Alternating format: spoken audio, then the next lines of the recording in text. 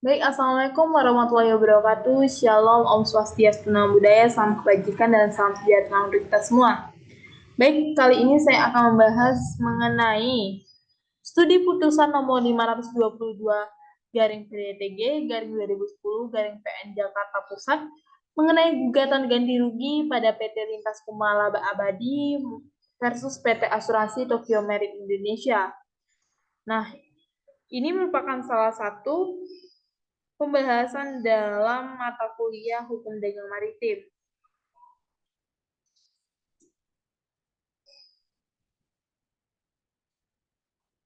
Baik, kita akan membahas mengenai pertama itu kasusnya terlebih dahulu. Penggugat dan tergugat telah terikat dalam perjanjian pertanggungan atau asuransi marine cargo, di mana tergugat menerbitkan Open Policy of Marine Insurance nomor MOP garing TM garing 08 garing 108 tanggal 27 Oktober 2008 untuk menjamin resiko pengangkutan atas 900 unit kontainer berbagai ukuran atau jenis di wilayah Indonesia atas nama PT Lintas Kumala Abadi QQ, PT Tal International Container Corporation, and PT Textainer Container Corporation untuk masa pertanggungan 27 Oktober 2008 sampai dengan 27 Oktober 2009 dengan jaminan Institut Cargo Clause B 1182 dengan nilai atau harga pertanggungan atas unit barang yang dijamin. Open Policy of Marine Insurance nomor MOP garing TM garing 08 garing 18 yang diterbitkan tergugat. Tergugat menerbitkan beberapa polis di antaranya Polis Marine Cargo nomor TMD garing MINL garing 08 strip MO 271573 tanggal 1 Desember 2008 yang menjamin 100 unit kontainer jenis 20 milik penggugat dengan nilai pertanggungan 100 dikali 19 juta sama dengan 1 miliar 900 juta rupiah. Dan premi yang dibebankan kepada penggugat atas polis tersebut sudah dibayar lunas oleh penggugat. Bahwa tanggal 17 April 2009 pada saat pembuatan atas 73 unit kontainer jenis 20 di pelabuhan AAPP atau buatan Pekanbaru yang dijamin dalam polis marine cargo TMD garing MINL garing 08 strip MO 271573 tanggal 1 Desember 2008 kapal pengangkut NV Lintas Barito mengalami musibah kecelakaan yang mana kapal miring atau capsize yang menyebabkan 51 unit kontainer dari 73 unit milik penggugat yang telah dimuat tumpah atau jatuh ke laut sehingga penggugat mengalami kerugian berupa biaya penyelamatan dan biaya perbaikan atas kontainer dimaksud sebesar Rp187.360.000 ditambah dengan 76.187,43 dolar atau 600 juta rupiah. Tetapi tergugat tidak mau membayar ganti rugi atas perjanjian pertanggungan atau asuransi. Kemudian kita akan masuk kepada bagian analisis. Munculnya jasa pengangkutan secara langsung akan berpengaruh terhadap perlindungan hukum bagi pihak pengirim yang menggunakan saran angkutan tersebut karena bila penyelenggara pengangkutan tidak selamat akan terjadi dua hal, yaitu barangnya sampai tepat tapi tidak ada atau musnah atau ada tetapi rusak sebagai atas seluruhnya. Barang muatan yang hilang, rusak, dan terlambat sampai tempat tujuan menjadi tanggung jawab pengangkut. Artinya, pengangkut membayar ganti kerugian terhadap barang yang hilang, rusak, dan terlambat sampai tempat tujuan tersebut. Munculnya peristiwa pengangkutan menimbulkan adanya hak dan kewajiban antara penyelenggara jasa dengan pengguna jasa. Setelah terpenuhi adanya pembayaran biaya dari pengguna jasa, maka penyelenggara jasa memiliki tanggung jawab untuk mengirimkan barang. Selain mengirimkan barang, penyelenggara pengangkutan khususnya di bidang perairan bertanggung jawab untuk mengasuransikan barang yang dibawanya. Jadi ada beberapa keuntungan jika kita bergabung dengan agen. Asuransi merupakan salah satu upaya untuk mengalihkan risiko yang disertai pembayaran premi. Jika kita melihat pada KUHD dan Undang-Undang Nomor 40 Tahun 2014 tentang perasuransian, adapun definisi dari asuransi dalam pasal 246 KUHD adalah perjanjian di mana penanggung mengikat diri terhadap tertanggung dengan memperoleh premi untuk memberikan kepadanya ganti rugi karena suatu kehilangan, kerusakan atau tidak mendapat keuntungan yang diharapkan yang mungkin akan dapat diderita karena suatu peristiwa yang tidak pasti. Kemudian dalam pasal 1 angka 1 Undang-Undang Perasuransian, asuransi adalah perjanjian atau antara dua pihak, yaitu perusahaan asuransi dan pemegang polis, yang menjadi dasar bagi penerima premi oleh perusahaan asuransi sebagai imbalan untuk memberikan penggantian kepada tanggung atau pemegang polis karena kerugian, kerusakan, biaya yang timbul, kehilangan keuntungan, atau tanggung jawab hukum kepada pihak ketiga yang mungkin diderita tertanggung atau pemegang polis karena terjadinya suatu peristiwa yang tidak pasti.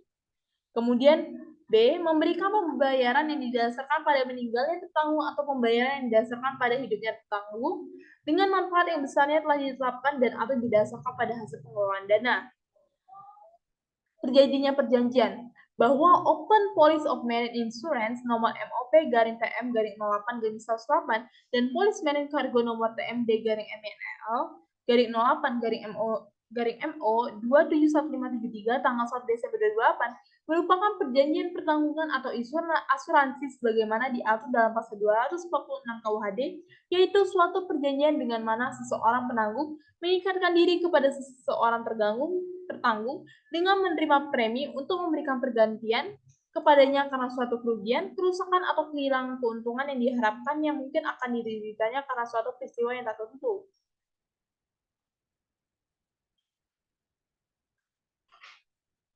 Kemudian, penggugat mengajukan klaim pembayaran ganti rugi kepada tergugat atas kerugian yang timbul dari peristiwa. Jika melihat pada kasus Destrana di mana muatan jatuh ke dalam laut sebagai akibat dari kapal pengangkut di pelabuhan yang miring tanpa diketahui penyebabnya akan diselesaikan oleh penanggung. Dengan demikian, kerugian penggugat atas kerugian biaya penyelamatan atau perbaikan 51 kontainer sebagai akibat jatuhnya ke laut di pelabuhan muat karena kapal pengangkut miring sangat jelas terjamin dalam polis dan penggugat patut atau wajib menanggungnya dan memberikan ganti rugi kepada penggugat. Bahwa peristiwa penyebab timbulnya kerugiannya itu jatuhnya muatan ke laut akibat kapal miring atau capsize termasuk yang dijamin dalam Police Institute Cargo Clause B butir 112 yaitu kapal terbalik yang menyebutkan kerugian atau kerusakan pada objek yang diasuransikan yang secara wajar diakibatkan oleh kapal atau perahu kandas, karam, tenggelam, atau terbalik.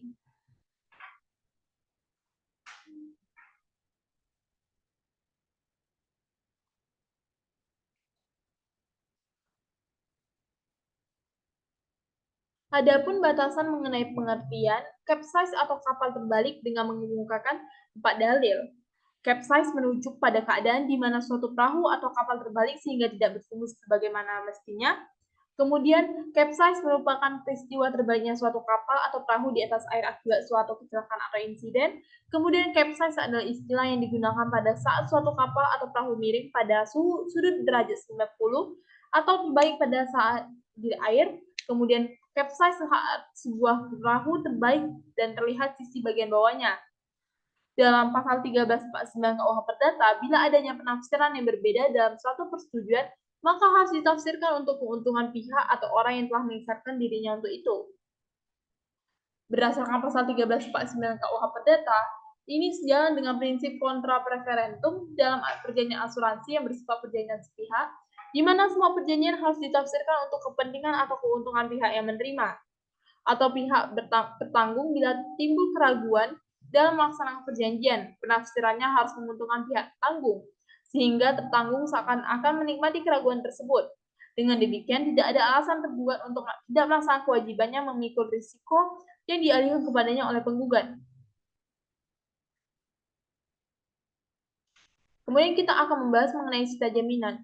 Sita jaminan terdapat dalam pasal 227 HIR, yang mana pada pasal 227 ayat 1 dinyatakan bahwasanya jika terdapat persangkaan yang beralasan bahwa seseorang yang berhutang selagi belum dijatuhkan keputusan atasnya atau selagi putusan yang mengalahkannya belum dapat dijalankan, mencari akal akan menggelapkan atau membawa barangnya baik yang tidak tetap maupun yang tetap dengan maksud akan menjauhkan barang-barang itu dari penagih hutang, maka atas surat permintaan orang yang berkepentingan ketua pengadilan negeri dapat memberi perintah supaya disita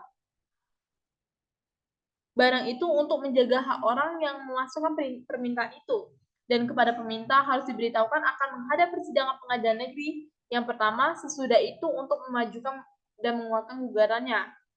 Kemudian penggugat mempunyai sangka yang beralasan terhadap itikat buruk tergugat untuk mengalihkan, memindahkan, atau mengasingkan harta kekayaannya, baik yang berupa barang yang bergerak maupun tidak bergerak, untuk diletakkan sita jaminan atau conservatory baselect terhadap barang-barang atau aset milik tergugat. Nah, apa sih wan prestasi yang terjadi?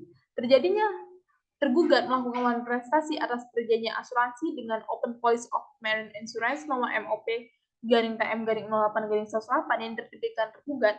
Tergugat menerbitkan beberapa polis di antaranya polis Marine Cargo nomor TMD garing MNL garing 08 strip MO 271573 tanggal 1 Desember 2008 pada penggugat.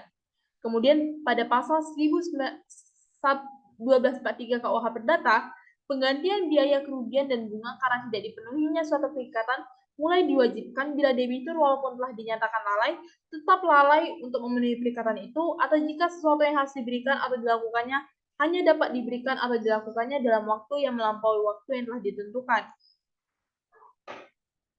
Kemudian pengadilan memutuskan untuk mengabulkan gugatan penggugat untuk sebagian, menyatakan tergugat melakukan prestasi atas perjanjian asuransi dengan Open Policy of Marine Insurance nomor MOP garing TM garing 08 garing 108 yang diterbitkan tergugat. Tergugat menerbitkan beberapa polis di antaranya polis Marine Cargo nomor TMD garing MINL garing 08 strip MO 271573 tanggal 1 Desember 2008 pada penggugat. Kemudian menghukum tergugat untuk membayar kerugian yang dialami penggugat atas biaya penyelamatan dan biaya perbaikan kontainer yang dijamin dalam polis sebesar 187.360.000 dan 76.187.43 dolar atau sebesar 600 juta rupiah kepada penggugat. Menghukum tergugat untuk membayar biaya perkara sebesar 341.000 rupiah. Kira-kira itu saja yang dapat saya sampaikan. Semoga hal ini bermanfaat dan berguna untuk kedepannya. Terlebih terkurang saya mohon maaf. Saya akhiri wabillahi taufiq wal hidayah. Wassalamualaikum warahmatullahi wabarakatuh. Shalom Om Santi Santi Om.